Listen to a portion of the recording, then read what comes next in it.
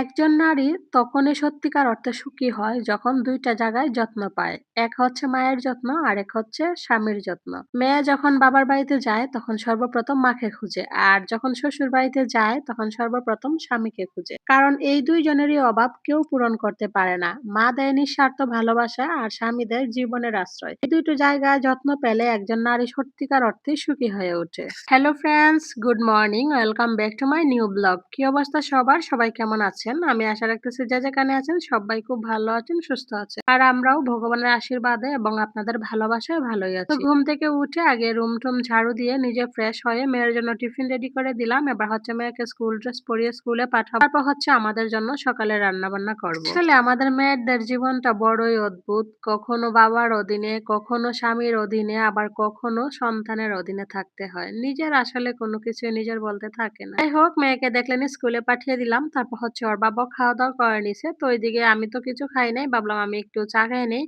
ওরা সবাই ব্রেড খাইছে, ব্রেড অমলেট করে দিছি, খাইছে। তো আমি একটু চা দিয়ে খেয়ে নিচ্ছি। তারপরে বেশ একটু কাজকর্ম করলাম। ঘরের টুকিটাকি কাজকর্ম করলাম। এখন মেয়ের হচ্ছে স্কুল থেকে আসার সময় হয়ে গেছে। সেজন্য আমি দরজার দিকে তাকায় রইছি যে ওরা কখন আসে। আর ওরা স্কুলে গেলে আসলে ভালো লাগে না। ঘরটা একদম নীরব হয়ে যায়। আর ওর বাবু যেহেতু আজকে বাসায়, সেজন্য ওর বাবুই আজকে আনবে আরকি। এদিকে অপেক্ষা করতে, করতে ওরা চলে আসছে। আর স্কুল ড্রেস গুলো খুলে দেব। খুলে ওকে ফ্রেশ-ট্রেশ করাই আগে খাওয়াই দিব। তারপর হচ্ছে আমি দুপুরে রান্না-বান্না করব। ভিডিওর এই পর্যায়ে প্রত্যেক দিনের মতো আমার প্রিয় বন্ধুদের কাছে একটা রিকোয়েস্ট করে নিচ্ছি। আমি জানি না আপনারা কে বা কারা আমার এই ভিডিওটা দেখতেছেন কিংবা দেখবেন। আপনারা যে বা যারা আমার এই ভিডিওটা দেখতেছেন কিংবা দেখবেন, আপনাদের সবার কাছে আমার হার্ডলি রিকোয়েস্ট রইল, প্লিজ সবাই একটা করে লাইক করবেন, একটা করে কমেন্টস করবেন। আর যারা নতুন আছেন, যারা ফেসবুক থেকে দেখতেছেন আইডিটাকে ফলো দিয়ে রাখবেন। আর যারা ইউটিউব থেকে দেখতেছেন অবশ্যই চ্যানেলটাকে সাবস্ক্রাইব করে আমার পাশে থাকবেন। যারা অলরেডি এই কাজগুলো করে আমার পাশে আছেন, আমাকে সাপোর্ট করে যাচ্ছেন, আপনাদের সবাইকে জানাই আমার অন্তরের অন্তঃস্থল থেকে অসংখ্য, অসংখ্য ভালোবাসা। এই তো দেখেন এক বোন আরেক বোনের কাছ থেকে কিভাবে মজা নিচ্ছে। তো সৃষ্টি বলতেছে আমার মোজাগুলা খুইলা দেও ওর বোনেরে। ওর বোন এদিকে মোজা খুইলা দিতেছে। তো কতক্ষণ হাসাহাসি করে তারপর হচ্ছে ওকে খাওয়ায়-টাওয়ায় আমি চলে আসলাম দুপুরে রান্না বান্নাতে।